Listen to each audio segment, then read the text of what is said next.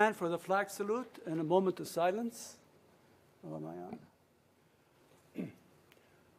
I pledge allegiance to the flag of the United States of America and to the republic for which it stands, one nation, under God, indivisible, with liberty and justice for all.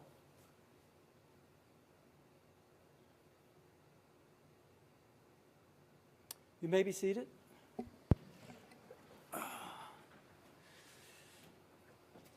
May we have roll call, please, Laura? All right. Commissioner Sotile?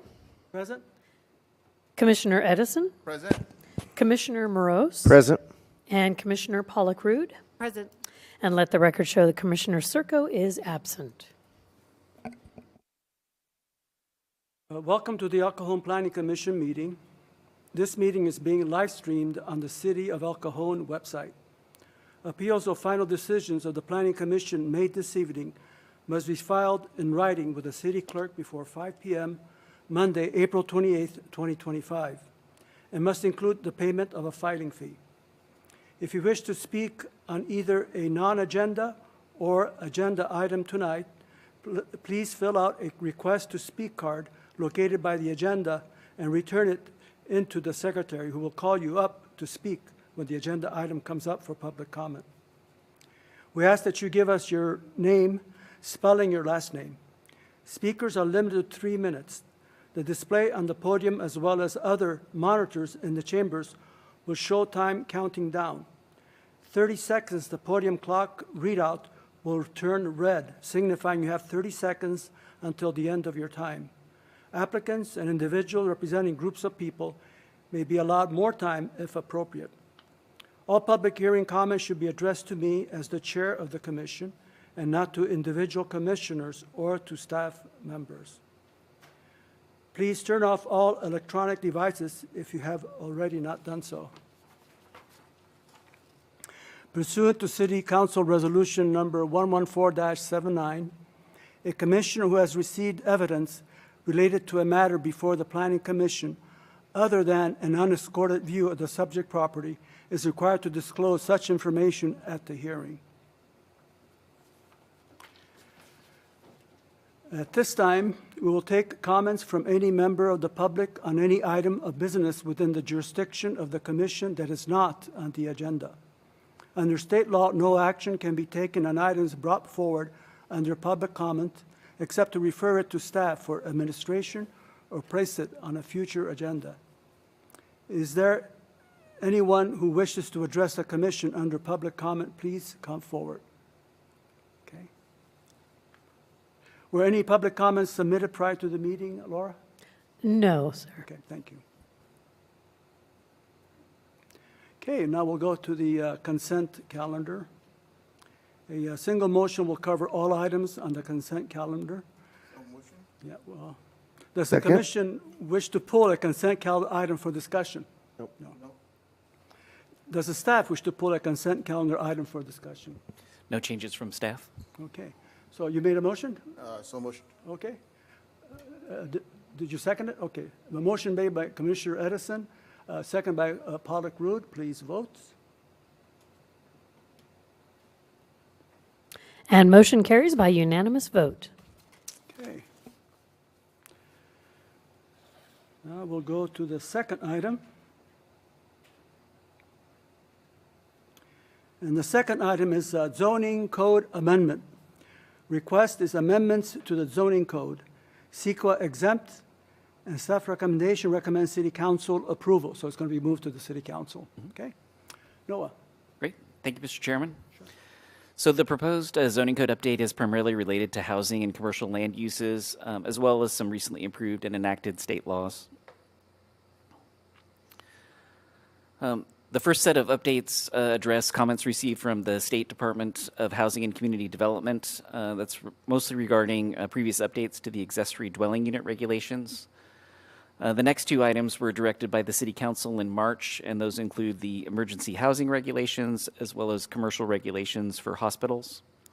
And then the last category is for public hearing procedures, which is also based on state law for permit streamlining. So the accessory dwelling unit changes include updating references to the government code based on those recently enacted state laws. We're also clarifying a parking exception for new construction, and then confirming that the construction of an ADU with fire sprinklers does not trigger a requirement for fire sprinklers in the primary dwelling. Those are all comments that we got back from state HCD based on our existing code. Our existing code includes a lot of those requirements. They just wanted us to make some changes to the wording and commas and other semantic type issues. Other updates clarify the maximum height for attached ADUs outside of the setbacks for the primary dwelling and confirm that attached garages are considered part of the existing single-family residence for the purpose of creating a junior accessory dwelling unit. Again, same thing where that's the code that we've been implementing.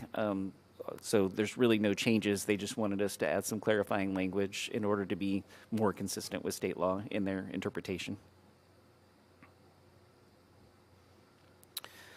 The existing emergency housing program currently allows up to 6 emergency housing units on large properties with the approval of an administrative zoning permit. The proposed changes, as directed by the City Council, were to allow existing operations with 6 units that have been operating without any code compliance issues or complaints, or substantiated complaints, I should say, to add up to 2 additional units after operating for a year. And then if they continue to successfully operate with 8 units for a year, they could increase by 2 more for a total of up to 10 units.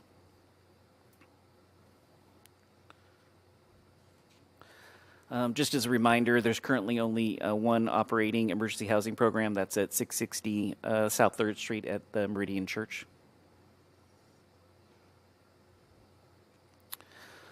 Then for commercial land uses, the commercial land use table currently allows for hospitals in the office professional zone as well as the neighborhood commercial zone, and that's with the approval of a conditional use permit. So the general plan indicates that these areas for the CN zone, the neighborhood commercial zone, and office professional zones are typically in close proximity to residential areas. So in general, suitable land uses in close proximity to residential don't operate on a 24-hour basis. They're really intended to operate during more normal business hours. So thinking about this and thinking about a hospital operating on a 24-hour basis in close proximity to residential, staff brought forward, based on the council's direction, an update to the land use table to say that they would no longer be allowed through a conditional use permit and they wouldn't be permitted in those zones for hospitals. And then the last item is an update to create a new procedure to allow the City Council to call up a continued public hearing to the City Council. This is somewhat related to changes in state law related to housing. There's new state law that says you can't have more than 5 public hearings for a housing project.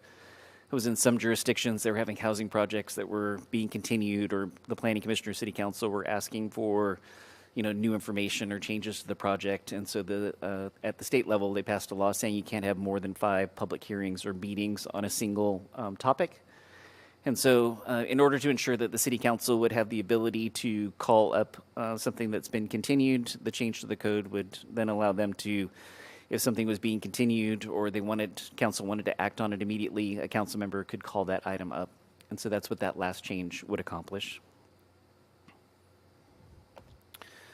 So staff's recommendation is for the Planning Commission to recommend approval of the zoning code update to the City Council. This item was joint noticed, so it's scheduled to go to the City Council next Tuesday on April 22nd. So happy to answer any questions.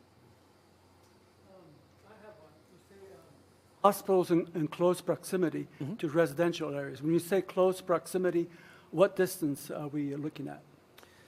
When it says close proximity, that's in the general plan, so it's really talking about it at a higher level, so it doesn't designate a certain proximity. It's really when they say close proximity, they're just talking about the positioning of land uses in relation to residential uses in relation to non-residential uses.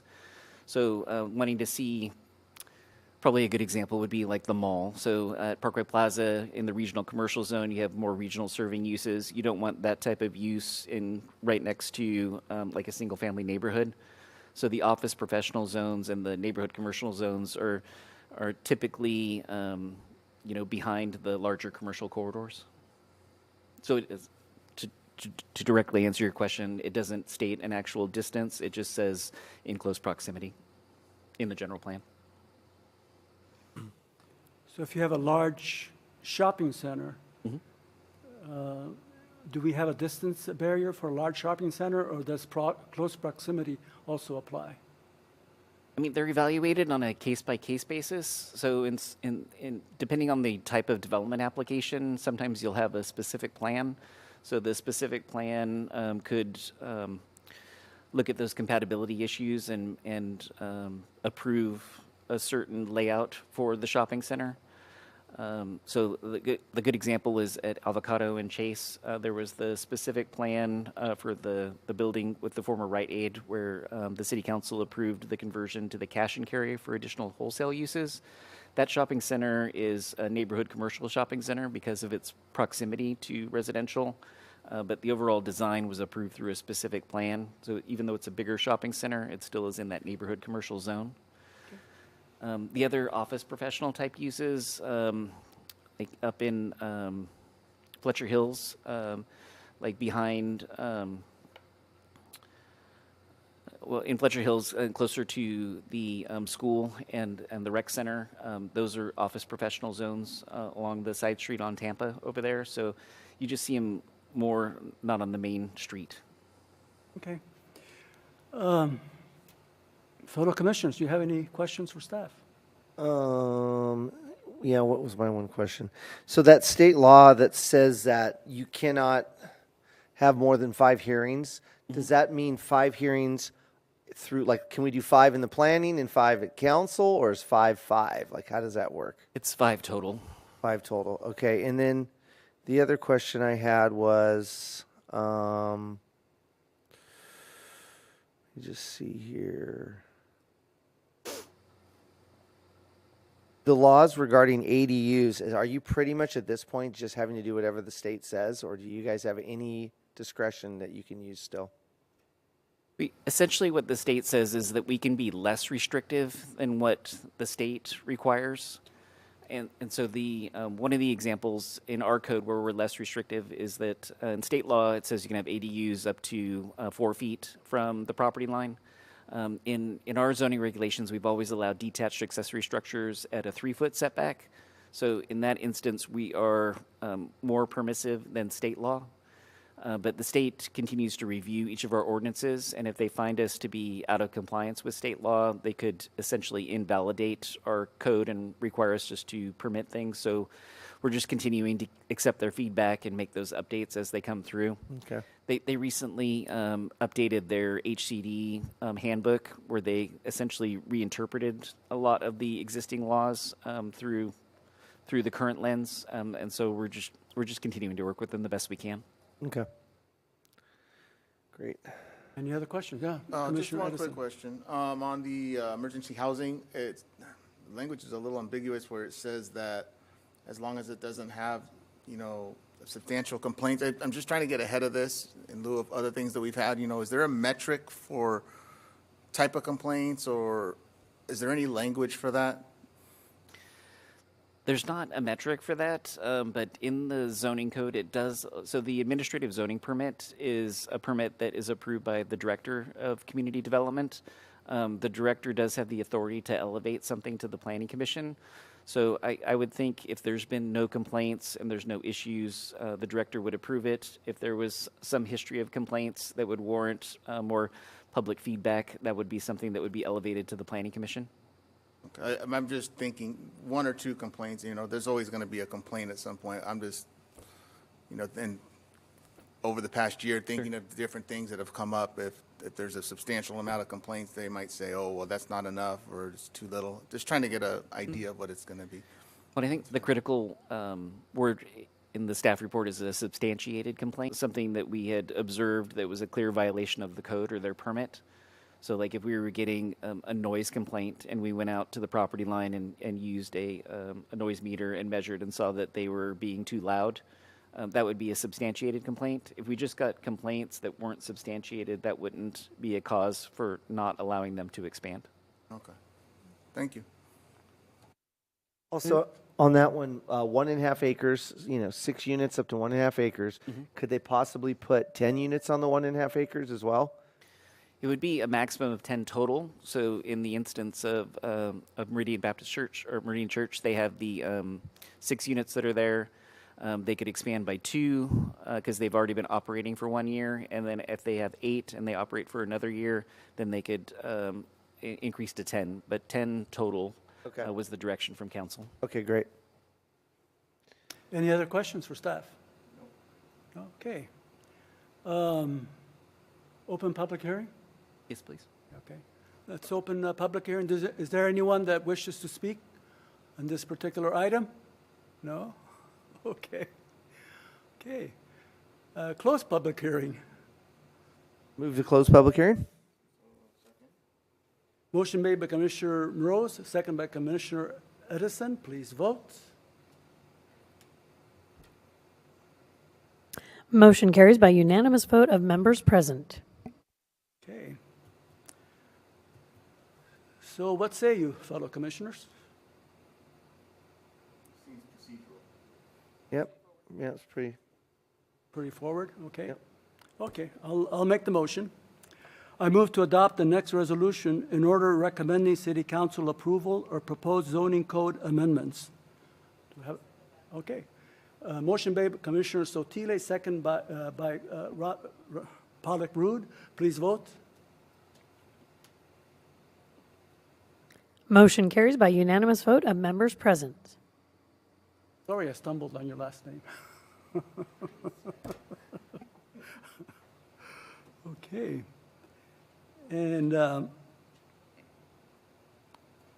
don't believe we have any other items here, other than staff communications, No communications from staff this evening. commissioner reports or communications? No? Well, what do you say? Adjourn? Okay, okay. Motion made by Commissioner Pollock Brood, second by Commissioner Edison. Please vote. Motion carries by unanimous vote of members present. Very good.